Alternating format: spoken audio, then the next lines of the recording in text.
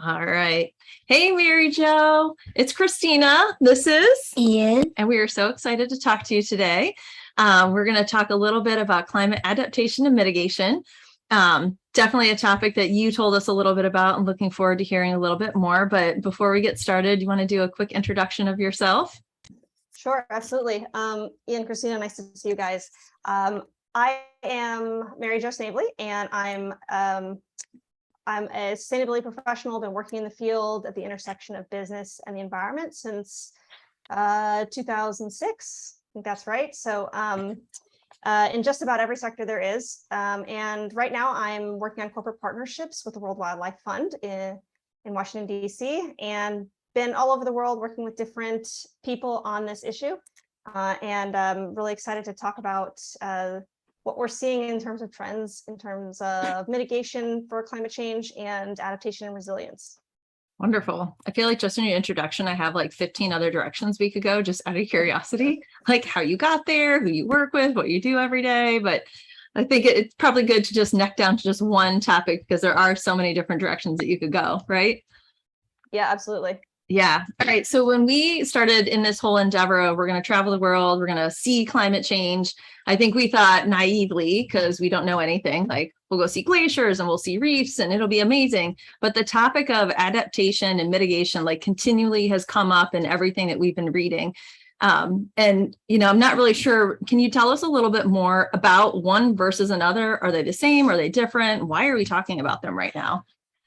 Absolutely. So from my perspective, I work with businesses. So we talk about what climate action businesses can take, but climate action can run the gamut.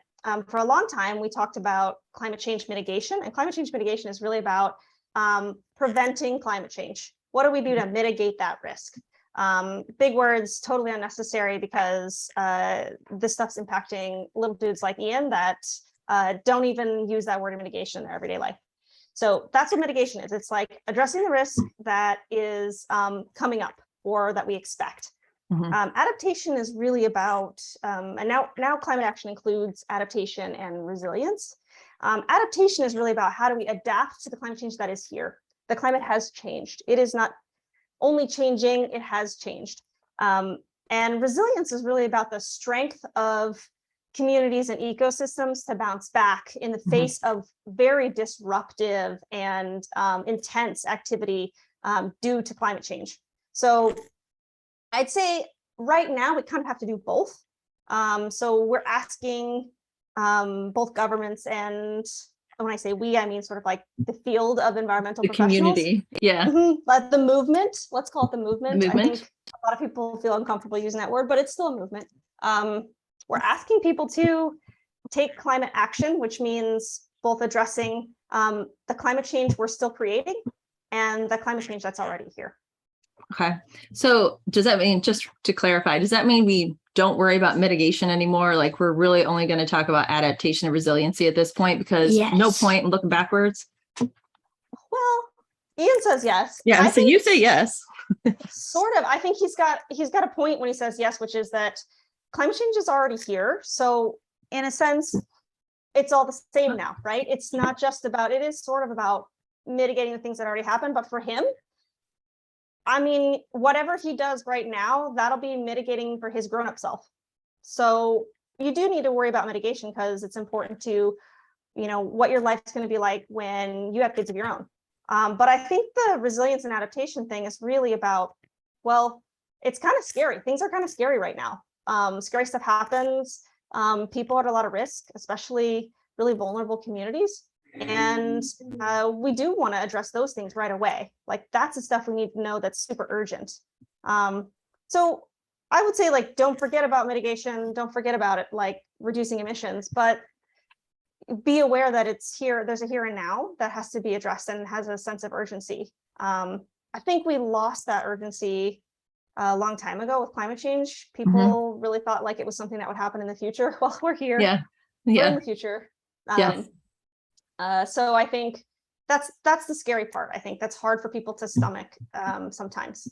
Well, and it's hard to wrap your head around something that is so macro and so micro at the same time. It is such a big concept, affects everybody, but it's small movements every day that drive us towards more impact of climate change, but you can't really see it every day.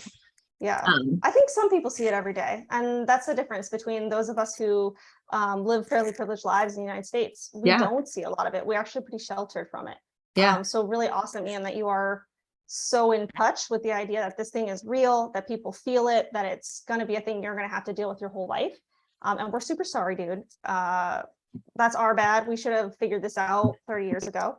Maybe not my bad. But that's the piece that I think I try to remind people when they ask, mitigation or adaptation, which one should I prioritize, is that there's a 50 to 100-year lag in the emissions that we put into the atmosphere. So what the things we're doing now are going to affect Ian as a grown man and Ian's kids and their kids' kids. And that's the kind of stuff that we're experiencing now, where we're, our grandparents left us this legacy.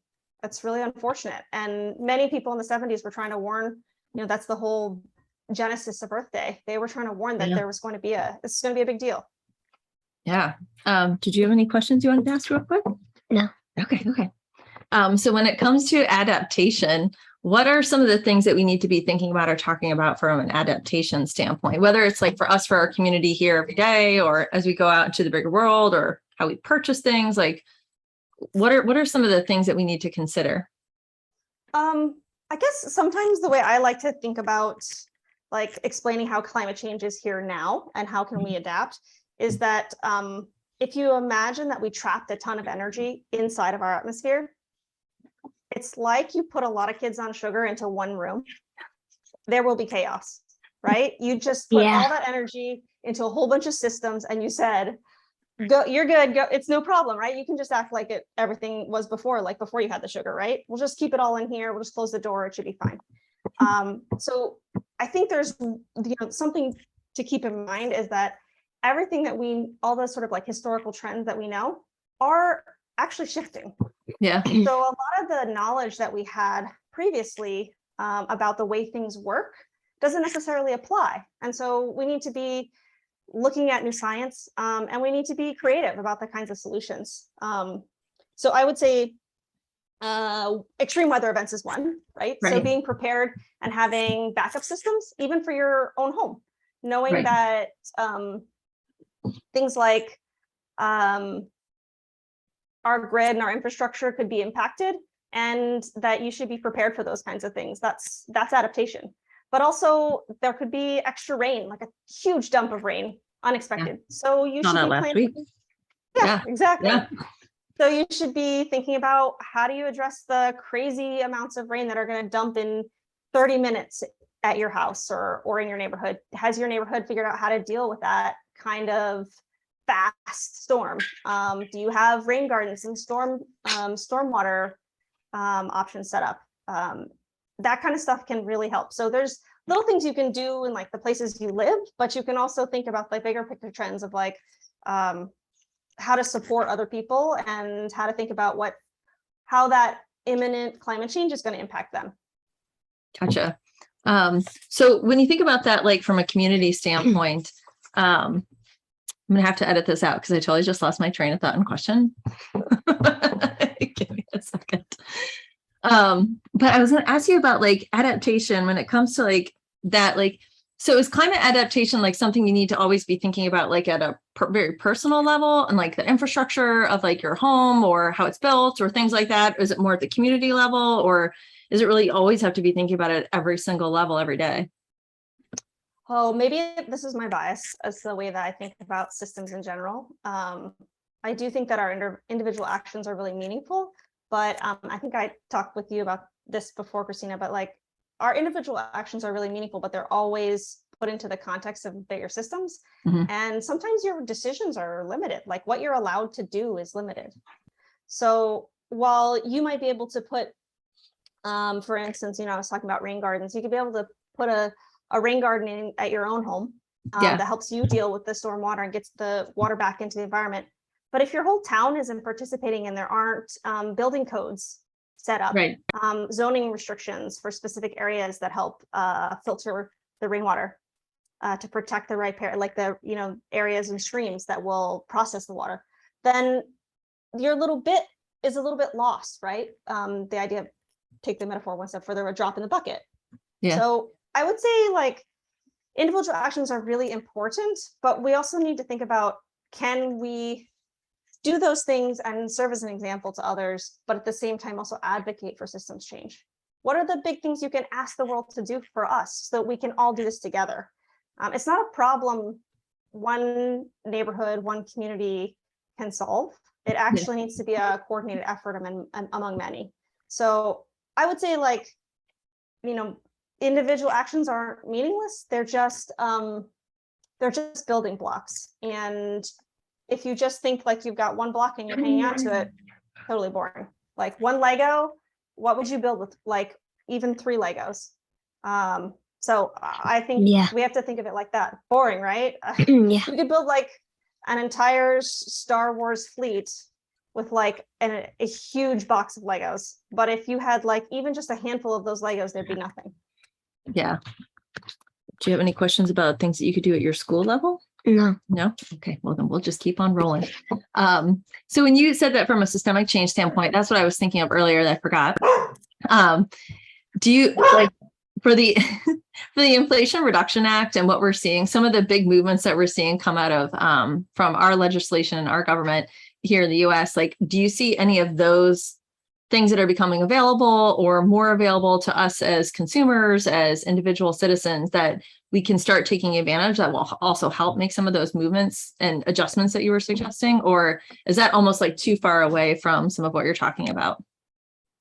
I wouldn't say this is like the governance pieces, so the regulation pieces aren't like my cup of tea, so I can't comment totally on what pieces really help. What I do know is a little bit about what I've been working on, which is around corporate disclosures and science-based targets. So the idea of asking companies to talk about their particular contributions. So in a sense, it's an individual contribution, but an individual company. Because individual companies have very big footprints.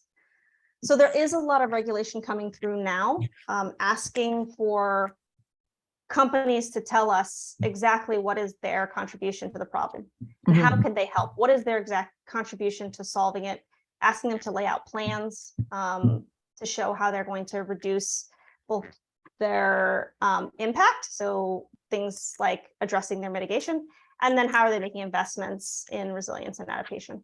So there's some cool, I think there's some cool advancements coming out there that would help us as individuals be part of that, because every day we engage in the commercial sector, right? We like, can't tell you how many things I bought in the last week, but if those companies can help set those boundaries and show us collectively the impact we're making through them, I think that some of that regulation could be really helpful. Yeah, trying to keep it like carbon neutral in how they package, how they ship, how they develop their products, things like that, the emissions that they release. Is it all along those lines? Yeah, and disclosing a little bit more about what their plans are to make changes.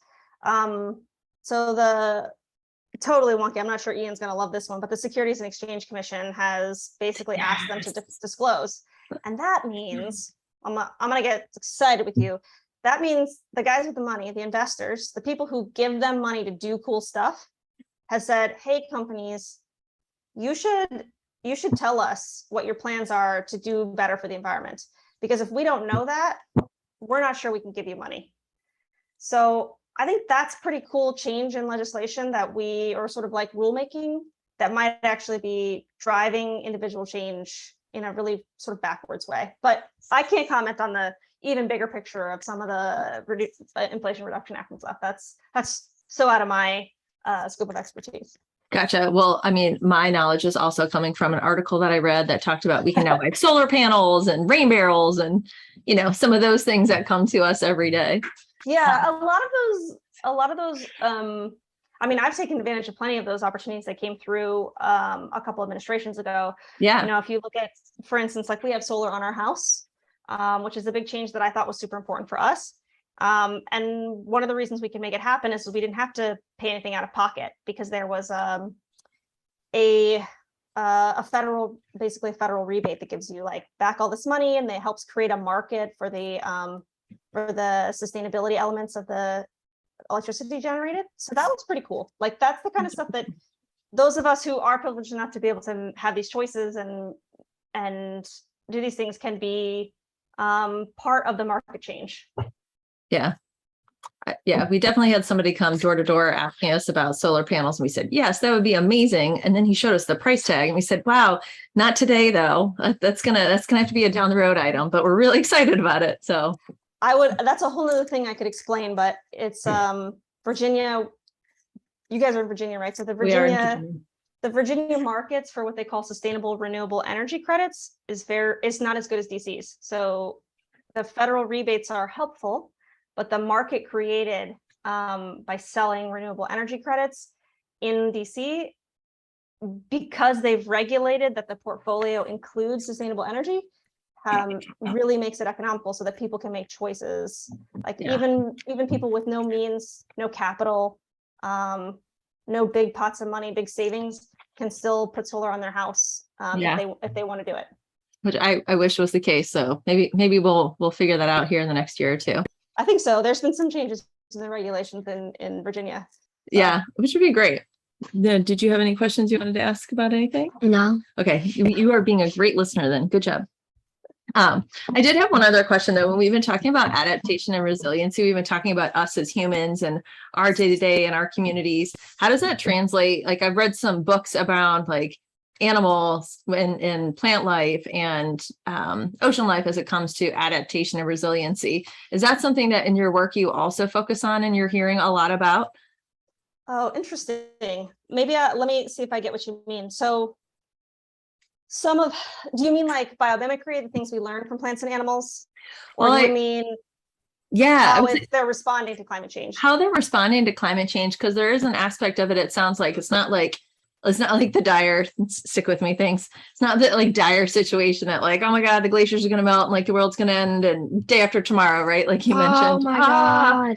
But like we're seeing like, oh, hey, like I forget where it was, but a bird is able to learn a new behavior. So instead of having to travel to go find food, it realized it could just go and find like a different type of food. So adapting to the environment around it. Is that something that in your day to day and with the folks you work with that you're hearing about or researching or is coming up as a topic?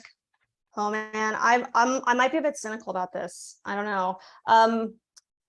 I might be a bit cynical. I often say that I'm in it for the people. I'm into sustainability for the people. I'm not like I think animals are cool. I think plants are pretty awesome, but I love nature, but I'm really here to protect people and communities. Like I really care about whether we survive climate change and environmental degradation.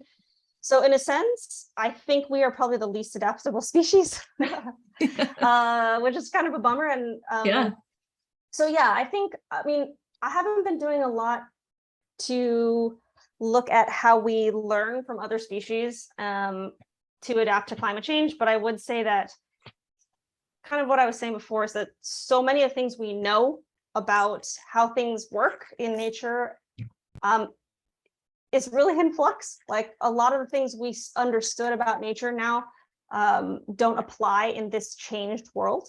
So on this like whole new hot planet, we're not going to see things function the same way they do. And if you haven't seen WWF's Living Planet report, it talks a little bit about how we're seeing the loss of species and exactly what the human drivers are of the loss of species. But yeah, I think there are some things we could learn as humans, as a species ourselves, from other plants and animals. But to be honest, I guess my mind isn't that open. I'm more like, well, we're really doing a number on them. Yes, you definitely are. But I guess I think for me, the place that fascinates me is actually how we learn from other humans. I think there's a lot of indigenous knowledge out there that we haven't tapped into that is more attuned to the changing world. And rather than having an adversarial sort of like, combative relationship with nature, there is a lot more like cultural knowledge that isn't captured by traditional science that we could learn from. So in a sense, maybe there's where we could be learning from different species is to follow the indigenous knowledge and look for their sources of cultural information that is longstanding. because I think they did spend a lot of time thinking about what can we learn from nature? How do we work with nature? How are we part of nature? Yeah. So yeah, I guess maybe I take that back door to answer your question. Okay. No, that makes sense.